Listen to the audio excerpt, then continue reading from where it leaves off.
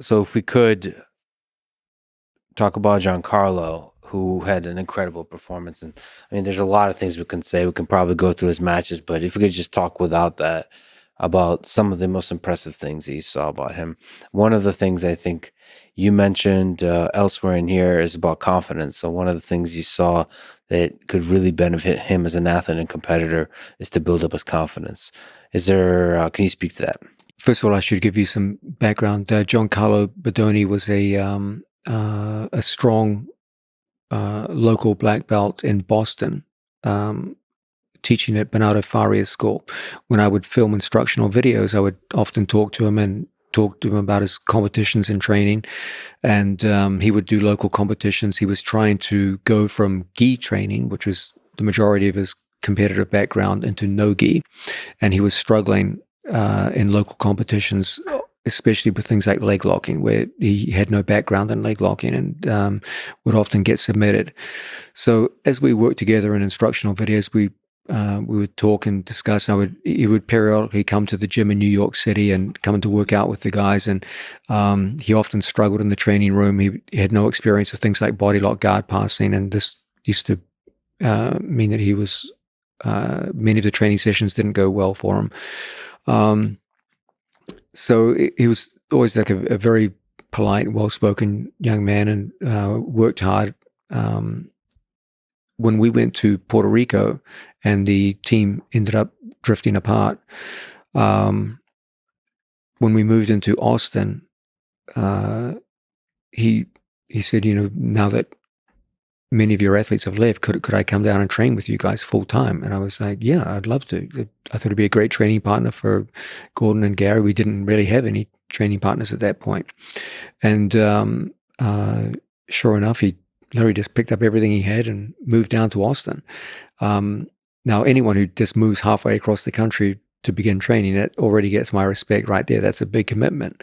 And he began training. We put him on a training schedule where first he had to cover up his big weaknesses. He had limited attacks from bottom position. He had poor leg lock defense, and he was very, very vulnerable to certain kinds of guard passing, which weren't part of his experience. This is all a year out from ADCC. Yes. And we should also maybe give the spoiler, which is he wins his division in a dominant fashion.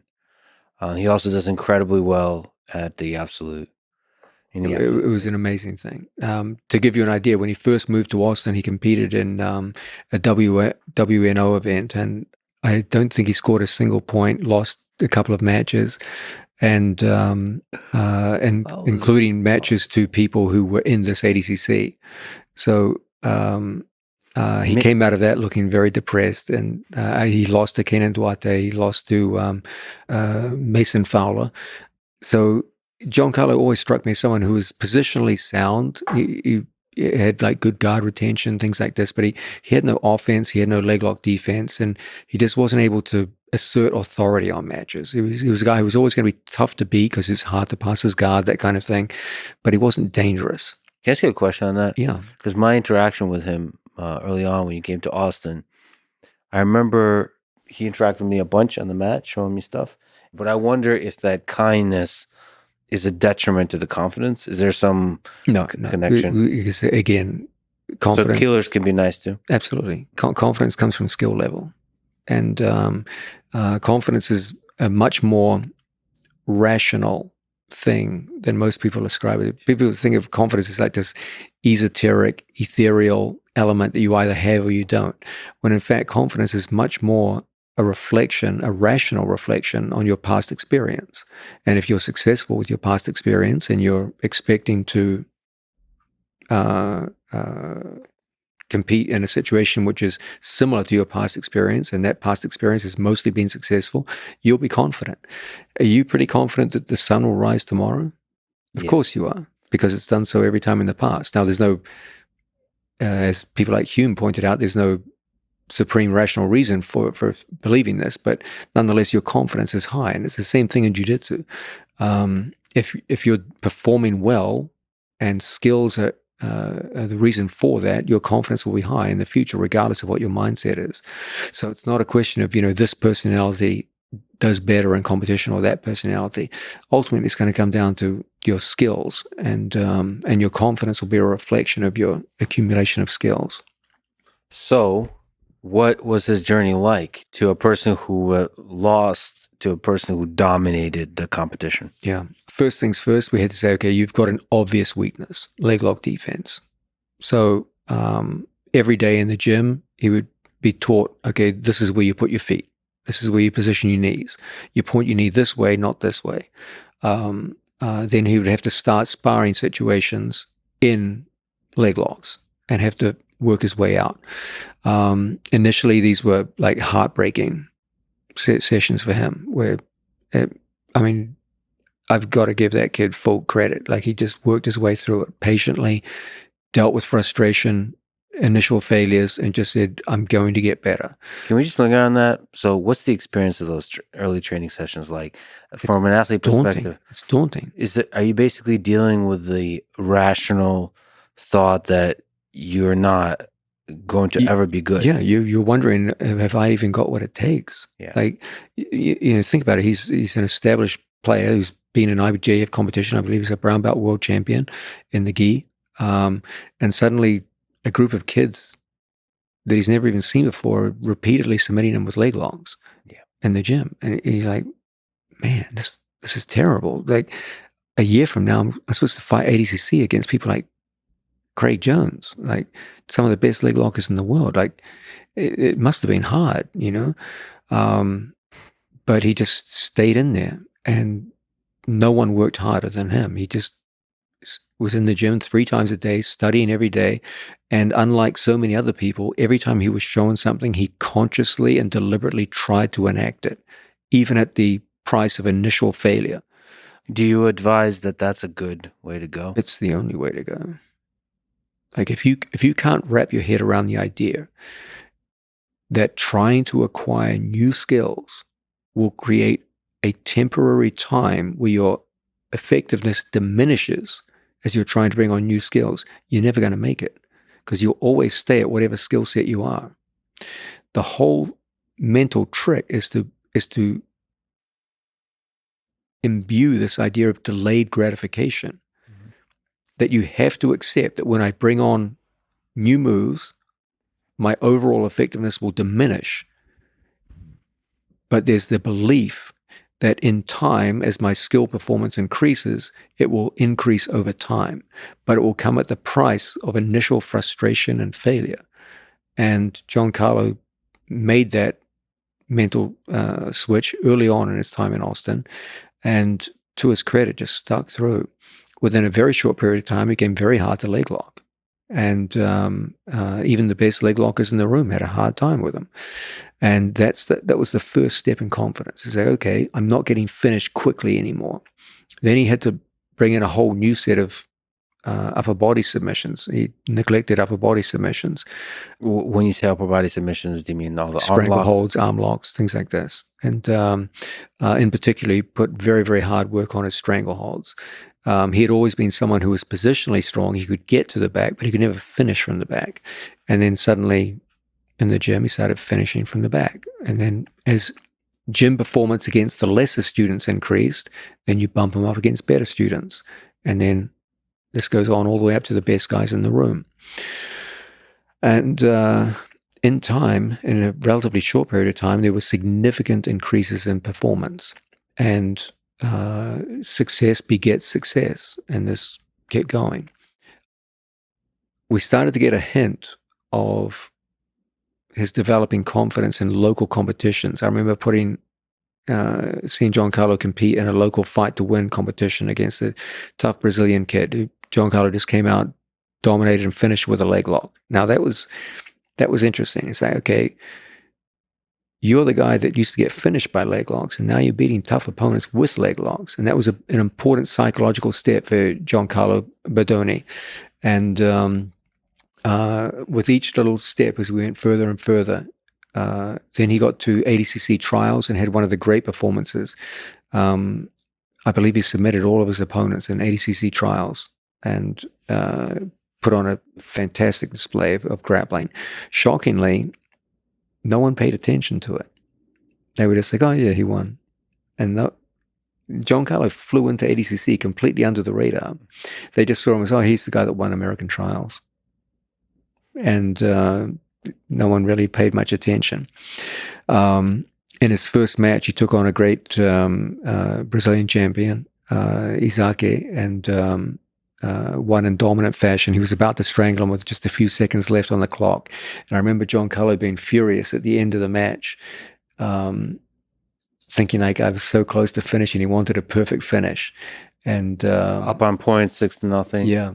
And still chasing. I mean, he could have just coasted at this point, but he wanted to finish every one of his opponents. And he got very, very close, but not quite there. And then in his next match, he had to take on the defending gold medalist from the previous ADCC. Yeah, Matteo Diniz. This was the guy who was the favorite to win. So you have a relatively unknown Giancarlo fighting the man who defeated Craig Jones in the previous ADCC. What do you remember? What stood out to you about this match? So Matteo Diniz is good wrestling, is good everything. Yes, good all around grappler. He's got, by jiu-jitsu standards, he's a very strong wrestler. So our intention was to match his wrestling with Giancarlo's judo skills. So you will see, if we could perhaps go back, you'll see the first takedown.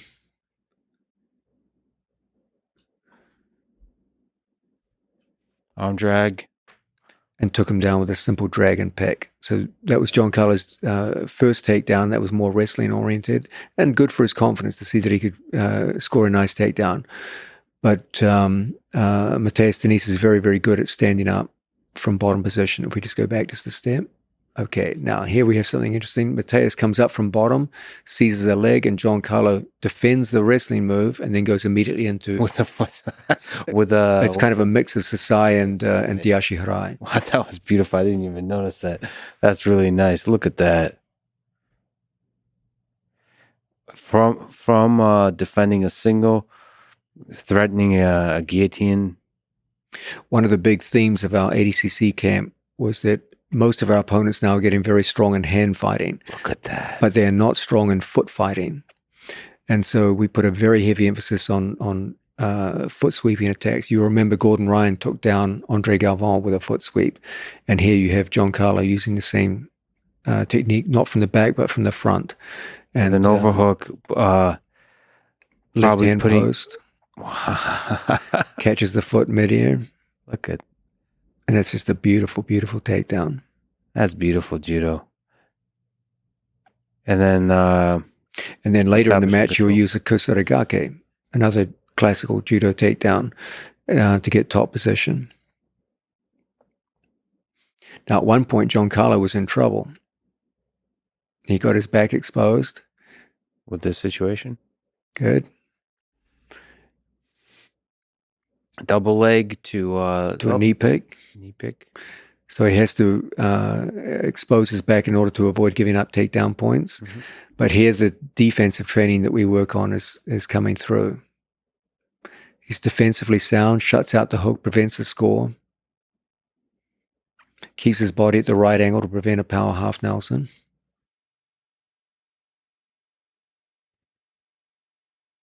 Staying calm. Now he's got to turn this around. It's one of the hardest things to do in grappling. How dangerous is it to put your in this position to put your hands on the ground? It's ordinarily it could be dangerous because your opponent could switch to an armbar. Whoops, and there's the body lock. Now there's some controversy here, but you can clearly see it. The hands were locked, so it shouldn't really be as controversial as people are saying. Now watch for the right leg kosorigake here. Pulls in the hips, exposes the leg, boom, and down. Beautiful kosorigake.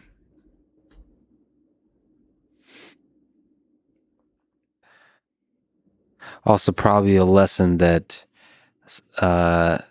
complaining to a ref does not protect you from a good takedown. Yeah, that's why they say in combat sports, defend yourself at all times.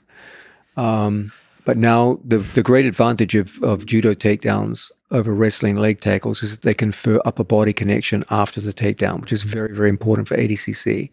That's why we put such a heavy emphasis on them. And now Giancarlo's is absolutely in the driver's seat. He just scored 4 points for that takedown, so he's well ahead at this point against the established favorite for the entire weight division. So now Mateus Denise has to start taking some risks. He's staring down the barrel of defeat. There's not that much time left. And that's what's going to set up the pressure. Now it's tactical pressure. It's not physical pressure. It's tactical. Mateus has to turn away, and that's going to create back exposure, the most dangerous kind of exposure in ADCC. Oh, there it is. Mount to back. And Giancarlo capitalizes. Mateus is smart. He's keeping on his side so that less than 75% of his back is on the floor to deny the mount points. But that comes at a price, and that price is back exposure. So the thing we talked about with Gordon, the circumstance of fate, which is he has a lot of grueling tough matches and still chooses to do absolute. So and he seems to just power through all of it. How much of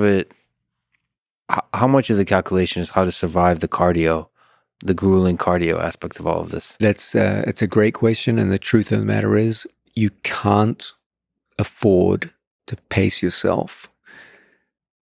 Because if you say, I'm going to hold myself back for this match in expectation of the others, you could end up losing your first match. So he didn't pace himself at all for any of the matches. Yeah. You have to just be in good shape, and that's what the camp is for. No, it's mostly physical. That's what the camp is for. Like, he's felt more pressure in the training room than he felt in any of his matches. But still sort of attacking. Look at this. That was a beautiful transition. From back, or from whatever the heck that position was.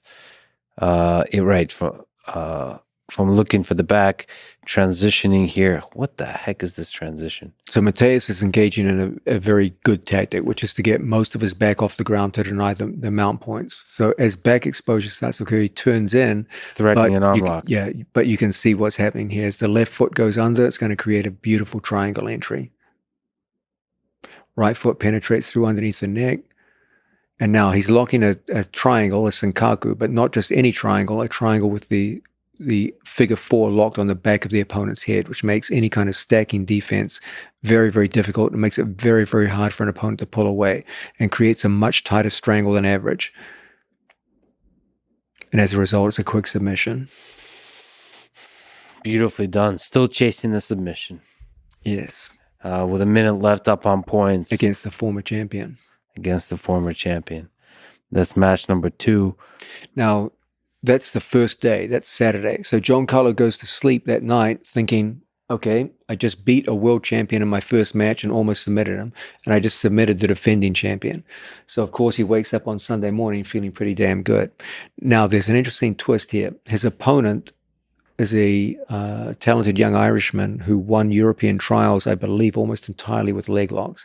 And almost all of his major attacks in the tournament so far have been leg locks. Now, bear in mind that a year ago, Giancarlo was losing to local blue belt competitors via leg lock. Yeah. So in my mind, I'm thinking, okay, how's he going to handle this? Will the leg lock training kick in?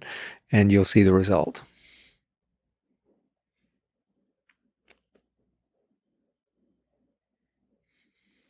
Giancarlo is on top, passing an open guard. So you can see keeping his legs away from any attacks. Yes. His opponent, Owen from Ireland, is employing the same tactics that we made famous years ago. The idea of sitting to butterfly guard and looking to entangle the legs. He's kind of playing that game.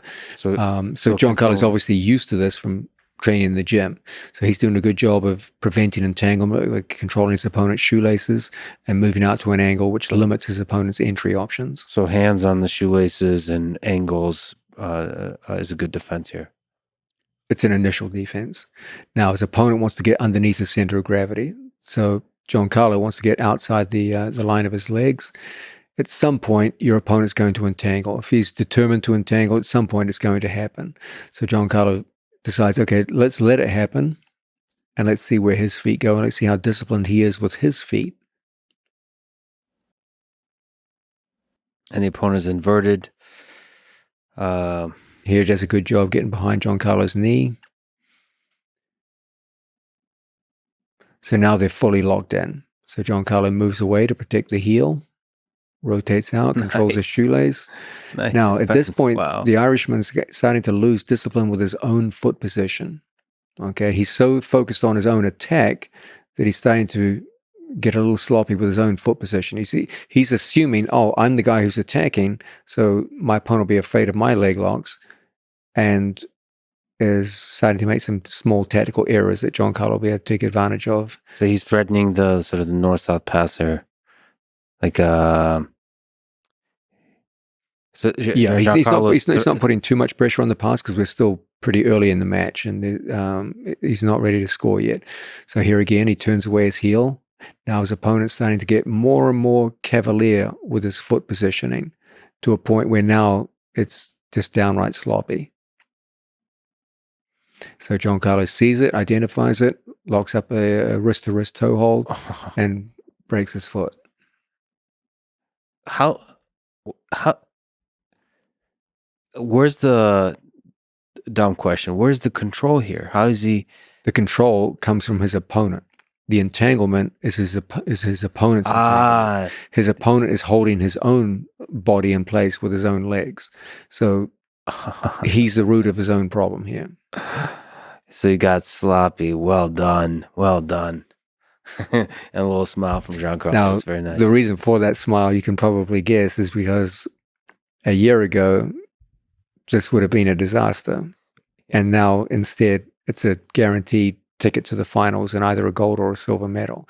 And so you can see in that compressed moment, that's the look of a man who's just recognized just how much progress he's made in what was once a weakness in roughly 10 months was the time it took. And so he faces Lucas Hulk Barbosa in the final here. Now, these two have a history. Hulk has beaten Giancarlo many times. And so for Giancarlo, it's a question of, okay, here I'm matched up against a guy who's repeatedly beaten me. How am I going to turn this around now? And in terms of, we talked earlier about confidence. If confidence was just a mental thing, Giancarlo never would have won this fight. When you've lost all those times to an athlete, words aren't going to change anything.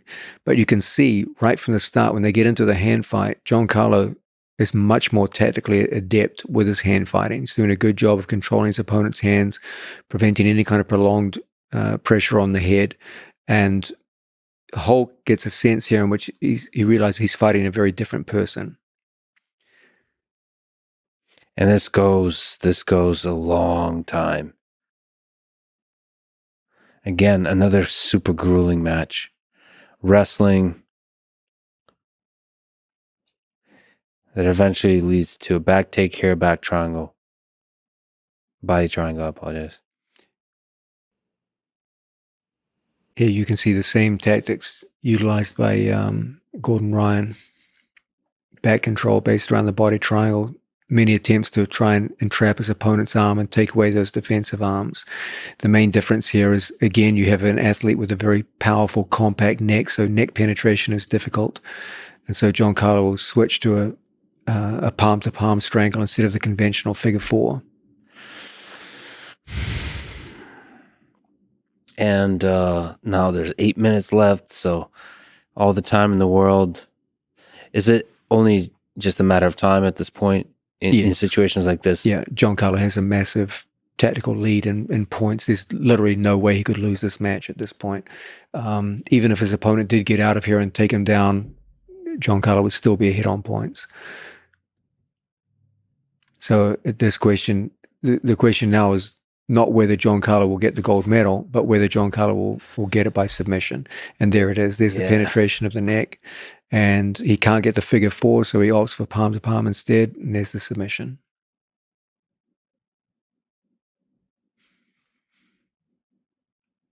Now, what a journey. Giancarlo's a relatively unemotional man, but you can see there's emotion. That's not fake. That's genuine. And that's the emotions of a man who 10 months ago couldn't have done that. and then 10 months later, by dint of his own hard work and dedication, and his ability to actively attack his weaknesses and turn them into strengths, and then develop an ability to finish. That was a truly remarkable achievement.